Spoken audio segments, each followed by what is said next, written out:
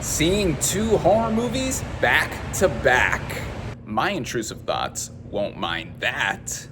No, no, no, no, don't do that! What is up, everybody? Random Man here, bringing you, as I stated in the intro of this video, my reviews for not one, but two psychological horror films in one take. Coincidentally, both of them are made by YouTubers. So I thought it was fitting for me to head out and go see these things in theaters. One of them is already a big hit, and the other one is sure to be a hit. I'm going to leave the time skip for my second review of the video if you want to skip to my thoughts on that film. But first, I'm going to begin with the new release of the week, and it is Backrooms. Based on the web series of the same name, which is based off of the Backrooms creepypasta, the plot of this science fiction psychological horror film follows Clark, a furniture store owner, and his therapist Mary, as they discover a dimension of seemingly endless liminal spaces in the basement of the store. Going into this movie, I was curious to see it, despite my knowledge on Backrooms as a concept being pretty limited. Now, I know this began as a thing on 4chan back in 2019, and it grew in being its own kind of urban legend or horror kind of meme sort of thing. That's what a creepypasta is. Previously, we had a movie based off of a creepypasta, Slender Man, but I heard that wasn't very good. And this has become very popular with my generation, Gen Z, though I'm like the oldest possible Gen Z you could be. I was born in 1997. So Gen Z and then the younger Gen Alpha really took to it as a part of internet culture, especially during the pandemic. And in the last few years, we have gotten a bunch of content related to Backrooms that have been spun off into other mediums, whether it be video games or videos here on YouTube. And this one video series made by Kane Pixels became the basis now of this feature film, in which he is the director of it. Kane Parsons is the man behind this feature film. This is also his feature directorial debut, and this is quite a task to go ahead and do. Apparently he's in his early 20s, and he has made something that instantly has gotten a lot of anticipation from those who are already into Backrooms as an idea. Like I said, I'm going into this movie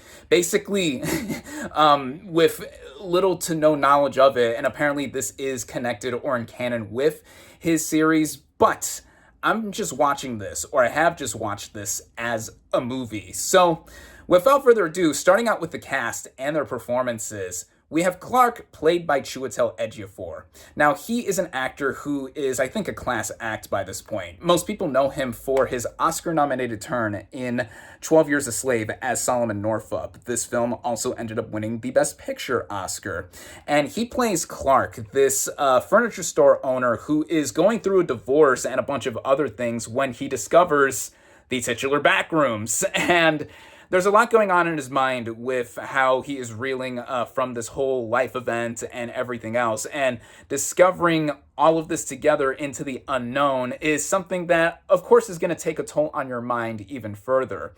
Ejiofor really is game for this kind of thing, and he takes the material really seriously, as do the other actors and other players in the film, to go ahead and see how he's trying to make sense of all this while also becoming one with the whole setting without saying too much further than that. And now I think that this is probably one of his standout performances that I've seen from him lately. There's also another standout turn from the other lead here, and that is Renata Reinsva as his therapist, Mary. She has been on quite a run recently in the last few years. At the Cannes Film Festival a few years ago, she won Best Actress for The Worst Person in the World, a film that I love from her native Norway, from the same director, Joachim Trier, just last year as well. We had Sentimental Value premiere at Cannes as well, and it won the Grand Prix, or second place there, and she personally got an Oscar nomination for Best Actress.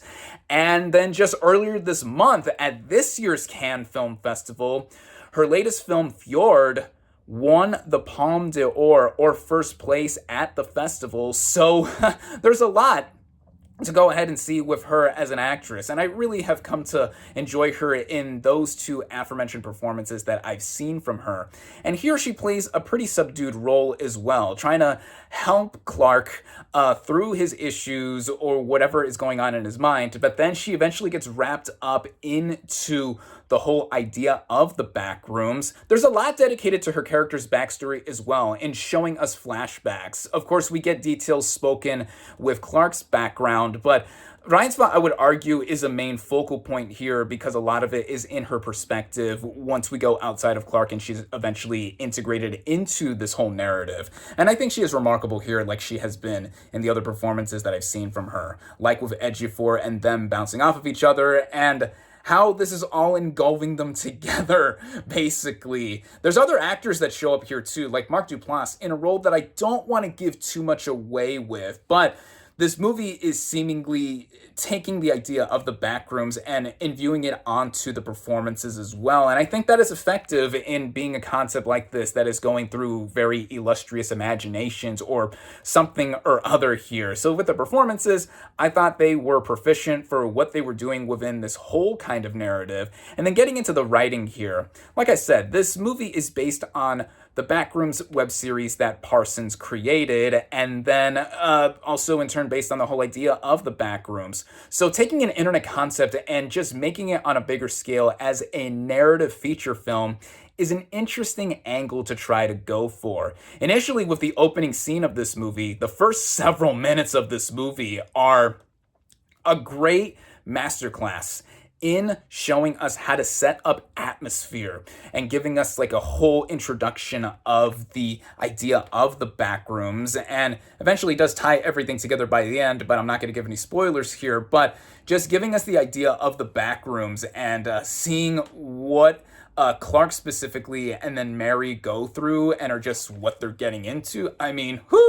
it's a lot to take in, and how the movie is just building. It's a little bit of a slow burn at first and just giving us details and just having us be one within the characters and experience what they're experiencing. Because when Clark eventually does get into the Backrooms and comes out of it, then goes to his therapist, among other details he is dispelling, I mean, it's something that, of course, any normal person would be thinking, what exactly have you seen or thinking, or do I believe you or not? As Mary is trying to make sense of too, while she's also working through her own backstory that is given up here. And I think with that, the kind of central focus that the movie is going for, a lot of it really is aided and brought up by the direction of Parsons. The film here really is from a mind of somebody who, of course, when he was much younger, he made this web series with little to no budget, I would assume. And this guy in his early 20s making this feature film, it's quite impressive to see what he is doing overall here. Going into the whole production design, other technical merits of this movie that are presented here, the film has a lot of the Backrooms themselves being so vastly produced. Apparently, a lot of these rooms, or all these rooms, I would assume, a bunch of square feet of just these endless hallways and rooms were created here, so much so that it ended up being like a maze for the actors, with them getting lost, apparently. And I believe that, because there's a lot of stuff that's filmed back and forth that makes you feel like you're either claustrophobic or just lost in this endless sea of the unknown and unpredictability here, which I think helps give up this whole abstract and eerie endurance that the movie is trying to go for. And with that, the movie also mixes how it is shot in many instances. That aforementioned opening scene is shot in the style of a camcorder capturing footage here. I should also mention that the movie takes place in 1990, so it works as a period piece in the instances we see outside of the Backrooms in terms of how this movie is seemingly normal on the outside, but of course once we get into the literal inside of the Backrooms, it's anything but, because you're trying to make sense of what is going on here. And I would describe the use of the camcorder style footage, especially in this pivotal sequence within the middle of the movie, as quite effective. That was probably my favorite moment of the movie, both of the camcorder sequences, I would say, because you feel this unease and you feel like it's going through and being something out of a different time mixed with another time, being so surreal. I would describe this movie in many ways as being something akin to David Lynch or being Lynchian-esque. I think the late great director would take a look at this and be like, yeah, there's a lot of his own influence in this on top of like all the other internet culture, and taking something that is so bleak but also seemingly endless and just putting it up on the big screen. I would argue that David Lynch is probably the most important filmmaker of the second half of the 20th century, and now we're in the new millennium. We are now seeing a film from a younger, much younger filmmaker taking materials at his disposal and literally having been born into the YouTube generation and using what his craft is being put on here, from what I can assume. Again, I've never seen his web series, and just putting it all on display to make a feature film like this. Again, so impressed. I am so impressed with what is done here. I will say though, even with all of that, sometimes the movie does feel like it is going in circles in terms of not giving us all of the answers or the easy answers, which is kind of the whole point, because as far as I know, the Backrooms doesn't really give you too much to chew on in terms of like visual stuff that you're seeing initially. It's more so from what you're trying to think about later on, or what you make of what is presented to you. For this movie being about an hour and 50 minutes, the movie, I think that was able to support what it was doing up until the third act. Really, a bunch of the grisly stuff doesn't happen until the third act of the movie, because it's trying to go ahead and tie together an arc specifically between the main two characters to have it all be put into play. And with that, I would say that sometimes I didn't feel like I knew I was understanding what the movie was going for. Again, that was probably the whole entire point. I'm at a loss for words here, both because I'm trying to formulate my thoughts properly while also trying to make sense of the movie while I'm giving you my review.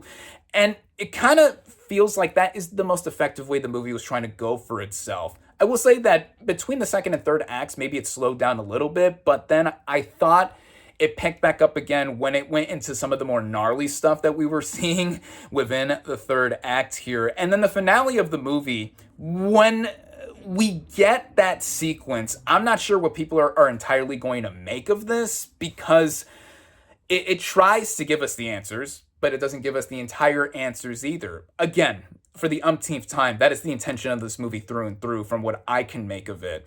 But I think that with this movie being an exercise in how it's so existential and so, I would say esoteric, and so many other things in many ways. I mean, you could describe this movie endlessly and just have that point be put across to be something that you could make of it from whatever you will with the experience. The technical elements, as I said, like with the cinematography, the production design, the score. Kane Parsons was one of the composers of the score, and I thought it was effective in being so weird and adding onto the whole creepy vibe this movie's going for. And that's what I was going to mention too. Though this is a horror movie, it doesn't really get violent until the final third or so, because really it's more so what you're seeing and trying to believe or not, which I think is a route to go and an interesting way to take it, though a mainstream audience is going to most likely watch this and not necessarily know what to think, as I've mentioned before. And with the generation of people that are mostly going to go out and see this movie, mine and younger, them having been brought up in the pandemic generation too, with them being so engulfed and involved with the whole creepypasta of the Backrooms, I'm not sure how the entire reaction is going to be. I'm already seeing online a bit of a divisive reaction from audiences, I guess. Most critics do like this movie for what it is trying to do, but with this movie being something that is more artsy and something that is taking its own time and being all engulfed within itself, I'm not sure how everyone else is going to think of it. I mean, my two little cousins, shout out to you, little Alex and Sophia, they want to see this movie, but their dad, my older cousin Alex, is all like, hell no. One, because it is rated R, and two, from what I can opine now having seen this movie, I think that it's going to be a bit confusing and maybe end up boring them if they're not locked in from the beginning. I mean, I saw this movie at 10 o'clock in the morning, if you saw my ticket stub earlier, and you really have to be laser focused and be on the movie's wavelength from the get-go to try and get into it. And for the most part, I was. Even if not everything I was able to click with, and by the end, I was left thinking, but that was the intention, I feel, all the way. And how it goes all together, I would still say that this is a good effort from Kane Parsons altogether. Apparently, we're going to probably see more from this universe in a feature film or anything else just coming from it, because this is going to be a huge hit for the studio behind this. And I think that is something that I really have to praise, and I'm going to get into with the next movie I'm about to review, because of what we're doing and people coming from YouTube really having the skill and aptitude and resources to be put in and give us films that may not necessarily be the easiest to dissect, but they're also ones that leave you thinking no matter what you end up thinking of them quality-wise. For that, I would say that I do recommend Backrooms. And with all of that, almost lost my train of thought here. My final verdict for Backrooms is 3.5 out of 5 stars. Last but certainly not least, here is my review for Obsession. As you can see, I accidentally crumpled up this ticket stub here, but it is still proof that I did see this movie. As going into this movie, I was getting more and more hyped to see it, especially with the word of mouth, the crazy word of mouth that has blown up with this movie in the last couple of weeks. Initially, this film came out 2 weeks ago, but my local chain did not get it, or at least my closest theater did not, until just this past Wednesday. I even called up the theater and asked if this was the first day that they were showing the movie, and it was, because this movie has been the talk of the town, at least among the internet and just horror fans, movie fans, whatever, for the last little while. And this film has already grossed over $100 million at the worldwide box office for being made on a budget of an upwards of $1 million in total, which is insane. This is a crazy profitable movie, and it's getting talked about endlessly also for the subject matter here, as the plot of this, supernatural psychological horror film follows Bear, a shy and awkward music store employee who buys a novelty toy to grant him one wish for his friend and coworker Nikki to fall in love with him, bringing about deadly consequences. And with that plot, it seems like a very simple one, and one that has been done before, and be careful what or who you wish for, but that still had me intrigued to see this movie because of how much of a big hit it has become. And like I said, with the intro of this video, this movie is made by another YouTuber, Curry Barker. Now, I am not familiar with his videos prior to this movie either. He apparently made a feature film before this one that he uploaded on YouTube called Milk and Cereal, and cereal as in serial killer, which he made for $800, not $800,000, $800, and it's like, wow. I should check that out after wrapping up this review. But in any sense, he then made this film, which premiered at the Toronto International Film Festival last year at the Midnight Madness section and got second place there. And again, the big buzz around this movie has been what it's about, and just also a central performance that is at the center here. So with all of that, starting out with the cast and their performances, we have Michael Johnston as Bear. Now, he plays someone who someone could relate to easily in having an unrequited love or crushing on someone very hard and majorly here. in just being someone who tries to ask someone out on a date or try to impose or just express feelings on someone else, but it's very hard to, very awkward, whatever, that kind of thing. Now, he ends up making this wish, and the movie, with his performance, I would say very skillfully, doesn't necessarily put ourselves on his side completely, but we also see where he is coming from here, because he makes this wish for this girl to fall in love, or be obsessed, if you would, with him. And it's a lot to take in as well, too. These performances in both of these movies I'm talking about here have a lot going into them, literally psychologically, and just what we are being engaged with. So with that, I think Johnston did a great job with this role, and just being such a nervous wreck for most of it, and also trying to figure out what to do after the wish comes true and things go awry here. But the performance that everyone is talking about here is Indy Navarrete as Nikki. Ora la Mexicana! Sorry, I always do that when I shout out a fellow Mexican here, but it's not just the fact that I'm shouting that out because she is Latina, but also because her performance here, Navarrete's unnerving performance here, really does help this movie reach instant cult status. This is one of the best film performances I have seen all year thus far, because she is asked to do a bunch of stuff that is literally unhinged and psycho all around after this wish is granted. But before that, we get a bit of her personality, in that she is somebody who is very flirty, kind of quirky a little bit, like all that kind of stuff, and is a good friend of Bear, also a co-worker, all that together. And then once she turns after the wish is granted,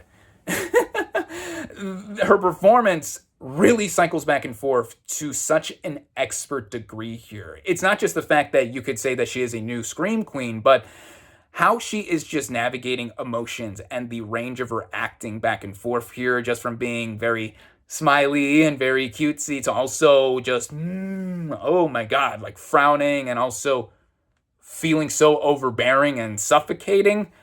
It's a lot. It's a lot to take in, as I've said with other performances here, but I think that is a hallmark and a true key standard feature of this film, being one that gave us a breakout turn from her. There are other performances here from supporting players, like Cooper Tomlinson, who plays the co-worker and other friend to Bear and Nikki. He is the second half of the duo that Barker is a part of on YouTube. This is a Bad Idea, and I thought he was very good here. Same thing with Sarah Lawless as another co-worker to these characters at this same music store. And then the biggest name actor in this film is Andy Richter, Conan O'Brien's sidekick from Late Night, who is the owner of this music store and the father of Lawless's character. And he doesn't have that much to do, but his presence was cool, because I'm like, hey, that's Andy. But the main performances here really are something that is exceptional here, especially Indy Navarrete here. And with the rest of this film, the movie was written, directed, and edited by Curry Barker. And I think that what he is doing here, this technically being his theatrical feature film debut, you see that with the budget that this movie has, he works a lot with what he has done on the page and behind the camera to really get us into the atmosphere of this movie too. Much like Backrooms, that movie, I forgot to mention, was made on a budget, I think, of upwards of $10 million. And with Obsession, it was made for upwards of $1 million. So these movies being super indie films, economically working with their budgets and looking as good as they do, I think that is something that works out so well. In the case of Obsession, most of it is pretty dimly lit. It is a literal dark-looking movie, not just because of the turns that it takes, but visually, we see Nikki in a lot of like dimly lit moments and sequences, and also in just the shadows, basically, because it's like she's creeping up after this wish has been made. Basically, this wish is called a one-wish willow toy, and it's a piece of wood broken in half, and you make a wish when you do so, and once that happens, things seem fine at first, or like a little bit confusing, unnerved, or anything like that. There's even a montage sequence that is typical for these kind of romance-type movies, where both Bear and Nikki are just, you know, lovey-dovey with each other, but everything is not what it seems.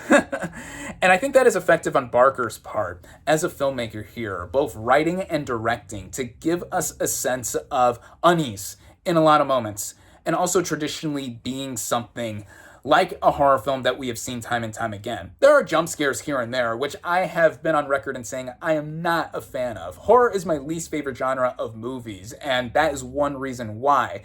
But I think for the most part, what this, and Backrooms, to backtrack again, what they do effectively is that it helps us bring into the aura that it has here. Backrooms didn't rely on jump scares, it's more so the creepy vibes here. There's creepy vibes in Obsession as well, and more so with how we see a bunch of visual cues that are disturbing and how eventually the movie just keeps going and going and going. Like, what is Bear gonna do? How is he gonna deal with Nikki, or what Nikki is just expressing and all around?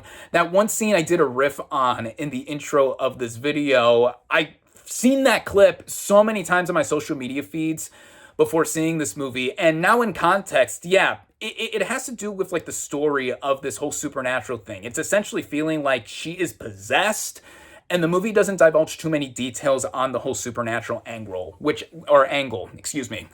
I think that was key and a good thing that this movie did, because the less you know about it, the more mysterious and scary the movie would be considered to be. I'll say that we didn't know that much about Nikki or the characters, aside from Bear, before the wish is made and she turns into this obsessed, clingy girlfriend. And I feel like, yeah, after the first 15 or 20 minutes or so, that is when it happens and it gets into the swing of things quickly. But I think with how this movie is paced too, like Backrooms, it is about an hour and 50 minutes in length. And we really get into a lot of moments that this movie feels like it's not slowing down or anything like that. And on a technical scale, like I said, this movie is shot well, dimly lit, mostly takes place at night. The only daytime sequences we see, I think, are the ones in the music store, and kind of makes sense if the budget was this low, in that we get a lot of nighttime sequences, not too much to light or anything like that. The whole way it's cut together, as I said, with the pacing, Barker is the editor here, and the music here is one of my favorite scores of the year, because it feels droning and overbearing at certain moments, kind of like a typical horror movie score, in that it gives you cues or moments to be like, oh, or whatever like that. But when the score comes in and out, there's also comedic moments here, because the movie is really funny at times in situational moments, not just the whole iconic, I thought we were having a nice date moment that has now been memed on so much, but also in just seeing moments here that are very awkward. You feel like you have secondhand embarrassment just from watching, because of what the rest of the characters don't know. But of course, Bear and Nikki are involved in this, and we don't know entirely what is happening either, because the movie doesn't want to give us too many of the answers on that front. At one point, Bear calls the number on the back of the One Wish Willow packaging to try and alter or even cancel the wish, and it doesn't go much from there afterwards. So that's a lot to be said from there in any sense. So with all of that, I would say that I really enjoyed Obsession, and I would say like the only issues that I had, it's that one issue I mentioned being negligible, in that we kind of get into things pretty quickly with Nikki getting possessed or just being under this One Wish Willow spell, if you would. And you could say that by extension, it gets into some whole logistical or logic things that horror movies have and run into. It's like your mileage is going to go as much as you're going into the wavelength of this movie. And for the most part, I was, also because my audience was pretty interactive with the movie too. I was probably laughing more than most because of what I was seeing and interpreting as either awkward or like, oh no, horror movie type moments here too. So both of these movies, Backrooms and Obsession, you could say altogether, interesting as a double feature, I should mention too, because of them both being psychological horror films from YouTubers. And I'm impressed with what these guys have done together, both Parsons and Barker. And what we're seeing in both of them is surely going to continue to blow up the box office by the end of this weekend. And what audiences clearly want to see. I mean, horror has always been a reliable genre for film in being made on the low, but having high profits, but also in the stories that they're trying to tell. And that these two movies are very different from one another, but being from the same cloth, cut from the same cloth, and having a lot to do with just how many audiences feel and identify with what is happening here. I mean, I don't know how many people can connect to how Obsession has a lot of this stuff taken too far with a crush or being clingy or anything else like that. Like, ooh, But I would say that it's a very entertaining movie, to say the least. It is a movie that I can see why the hype has been built for it, and now given what I have seen, I am so one with it, and I am really into the film as well too. And with one of the standout film performances of the year thus far, that makes this movie worth watching. And it is something that I do definitely recommend seeing in theaters. And yeah, just seeing what this movie has become altogether. I saw in a box office report recently too that for Wednesday in the dailies, it was number one at the box office. Of course, this was right before Backrooms just opened too, and it beat The Mandalorian and Grogu for the daily box office on Wednesday. Now, granted, that's on a Wednesday. Most people are still at work or in school before summer break has completely let out for everyone to go see that in theaters, but it's a testament to see how well Obsession is doing and continuing to do. Finally coming to my local theater, I was able to see both of these things back to back at the same theater. That was quite an experience, and the movie theater was popping today too. I'm so happy to see people coming out and seeing films, no matter what it is, whether it's these two horror movies, Mandalorian and Grogu, or whatever else is still playing. So far, the summer movie season has been something that is surely getting people out and excited to talk about whatever it is, whether it be Backrooms or Obsession. I know I'm intermixing my thoughts on both of these movies together, even though I've now gone into the second half of this video talking about Obsession, but really, it's something that I think is very, very assuring for us movie fans and getting to spread the love and wealth at the movies for everyone else. I mean, with the 39% jump from its opening weekend to its second weekend for Obsession, more people having seen it in its second weekend than opening weekend, impressive, and I'm sure that number is going to jump again this weekend too. But I'm just rambling at this point, as I've been talking for about a half hour now, and I should just wrap up this review and this video as a whole. But again, I really enjoyed Obsession. I really enjoyed this film. It is something that I definitely recommend seeing. With all of that being said, my final verdict for Obsession is 4 out of 5 stars. Thank you all, as always, for watching. Be sure to like this video, comment on what you thought of Backrooms and Obsession, social media links in the description. Subscribe to my channel for more, and I'll catch you on the next movie review.